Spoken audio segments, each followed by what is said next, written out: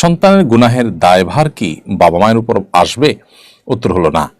সন্তানের কোনো গুনাহ, অপরাধ, পাপাচারের দায়ভার সাধারণ অবস্থাতেই বাবা মার উপর আসবে না। তবে বাবা মার কোনো অবহেলার কারণে কিংবা বাবা মার কারণে যদি সন্তান ওই গুনাহের দিকে ধাবিত হয়ে থাকে, তাহলে সেক্ষেত্রে তার দায়ভার বাবা মাকে বহন করতে হবে।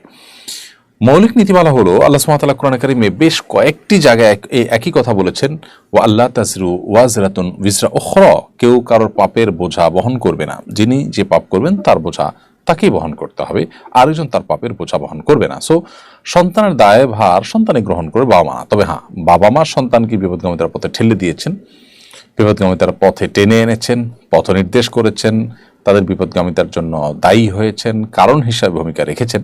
এরকম যদি হয় তাহলে অবশ্যই তার দায়ভার তাদের উপরে আসবে এবং তারা গুনাহগার হবে।